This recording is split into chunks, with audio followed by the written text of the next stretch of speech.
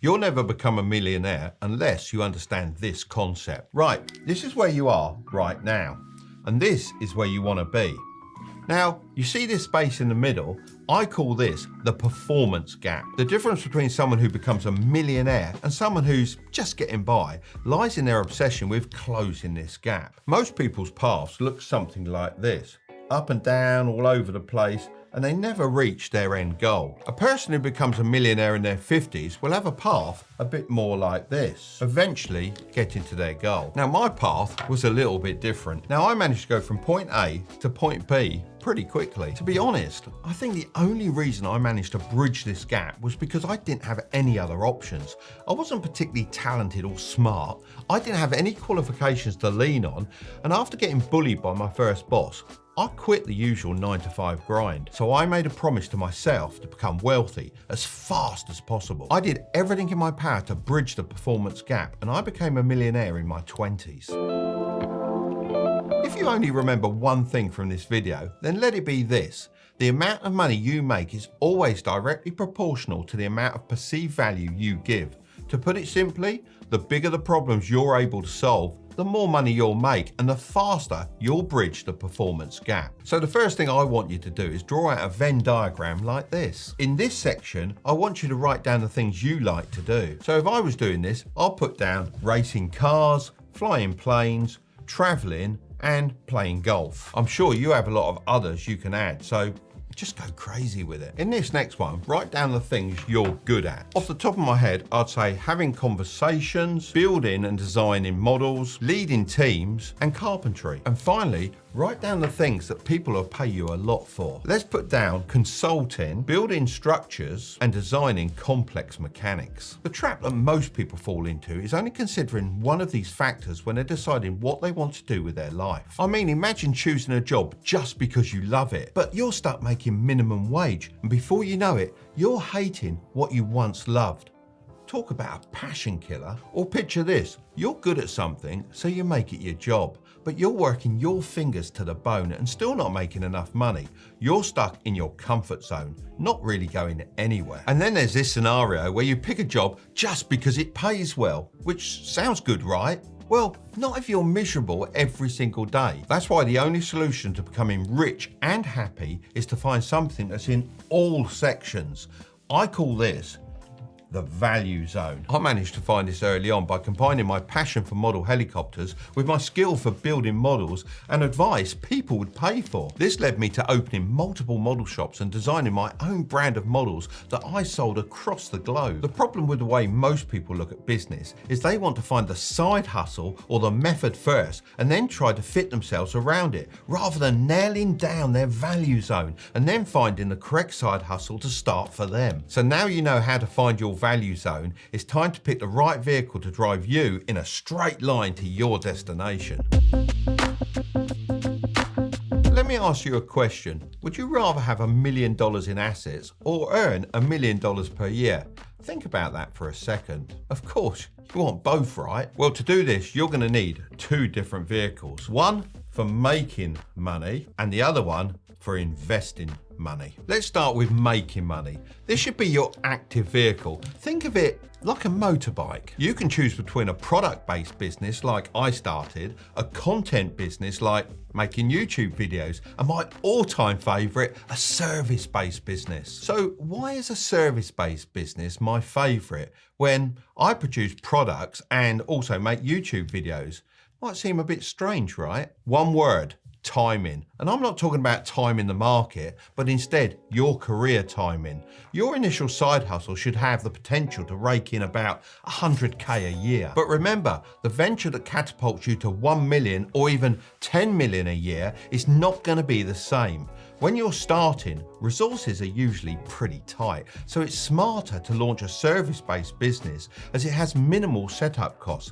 Even better if you can do it from a laptop in your spare time. So take a look at your diagram again and brainstorm a service you can offer within your value zone. Now for investing money. This should be your passive vehicle. Think of it like the sidecar on your motorbike. You know, like the one in Harry Potter. Loads of people treat investing like it's just another side hustle, chasing it with that same get-rich-quick mindset. But here's the real deal. investing isn't about overnight riches. It's a tool to grow your wealth.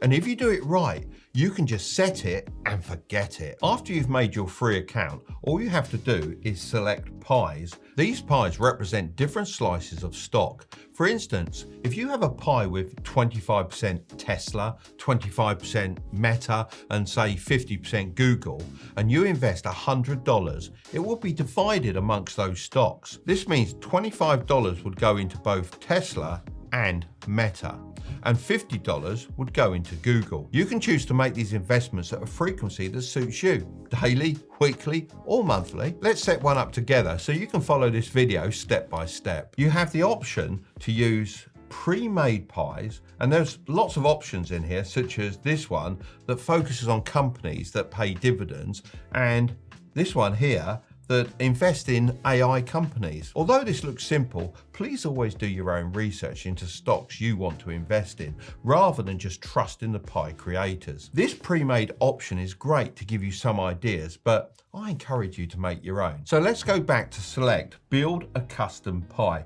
Now, you can select whatever stocks you want to include in your pie. So if you're just a beginner, then simply click the S&P 500 index fund. This allows you to invest in around 500 of the largest public companies in the USA with just one click. This value projection is really awesome as well, as it shows you just how much you could make based on historical averages. I mean, say we invested £5 a day for 25 years. This says that you will have only invested £45,000 and your portfolio could be worth 1.04 million, and if we expand that to 40 years, you could have a portfolio worth 17.34 million. But hang on, Mark, isn't investing risky? Of course, stocks can go up and down, and even the S&P 500 has seen good and bad days. However, no one has ever lost any money if they've held for more than 20 years. Even when the market dips, all past dips since 1950 have been made up for by market rises.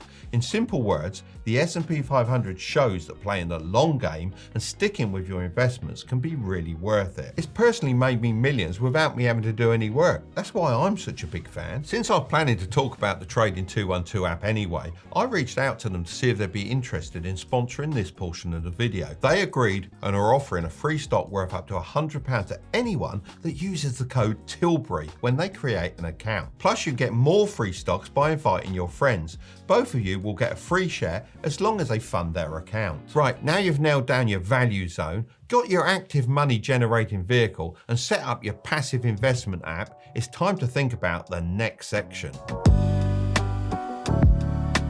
One of the biggest lies gurus tell you is that you need 7 different income streams to become successful and reach your end goal. This causes people to get so caught up juggling multiple income sources and their social lives that they end up slowing down and losing their focus completely. You have 3 main limited resources: money, time, and energy. If you want to do this with me, grab a piece of paper and 3 different colored pens. Firstly, make a list of everything you do in your life. This should include everything. Now draw a graph like this and divide it into segments corresponding to the number of items on your list. For my example, that would be 6 segments, but for you, it could be more or less. First, use a color to shade in the proportion of money you spend on each segment every month. Then use a different color to shade in the amount of time you spend on each activity monthly. Lastly, use yet another color to show the amount of energy each task requires. You should have something that looks a bit like this. Here's the key: your resources will always be limited. While it might be possible to increase the amount of money you have, increasing your energy and especially your time just isn't possible. When I do this activity with people, it's amazing how much they spread their resources to all different areas of their life. Now, I do get work-life balance, but when you're trying to build your wealth at a quick pace, you really can't spread yourself too thinly. When I was building my first business, I put my head down and I worked like crazy. When I snapped out of it, I'd lost a large chunk of my social life, I was out of shape, and I hadn't spent very much time with my family. Now, was that healthy? Probably not. But did it make me successful? Very. I devoted all of my resources towards a single business for an extended period. Once I achieved my dream of becoming a millionaire, I began to restore balance to my life. However, in the early days, when I lacked money and a team, any distraction could have derailed my efforts. Focus is underrated nowadays. I see so many motivated youngsters jumping from side hustle to side hustle, falling for something that's known as shiny object syndrome. If I constantly switched business model every time something got a little bit difficult, then I'd have kept going back to square one and never made any real progression. So have a look at your graph of truth and ask yourself, could you give up any of the things that you're spending time on and allocate your resources elsewhere? Looking at this example, I'll get rid of TikTok, Xbox, and dating straight away. Now look how much more time, money, and energy I can allocate to side hustles. This will dramatically reduce the time it takes for you to achieve your dreams. There's a great quote by Jim Rohn that goes like this: if you really want to do something, you'll find a way. If you don't, you find an excuse. So if you want to close the performance gap, then you need to understand the difference between obstacles and excuses. This is you, and these are your dreams. Between you and your dreams are obstacles, and these are what you need to overcome to make your dreams into reality. Looking back on my younger years, boy, did I have it rough.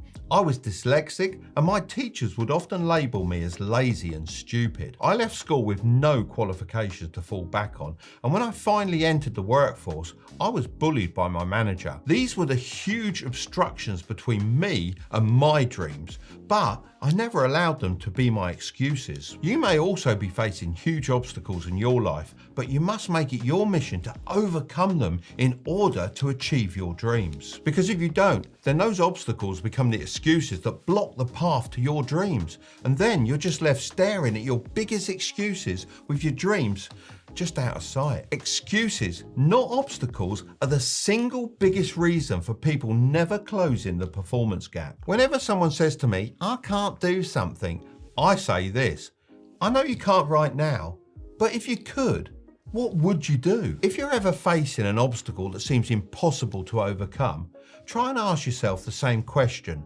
Come up with lots of different solutions and write them all down. The next step is to try those solutions. You might find that many of them don't work, but persist and you will eventually succeed.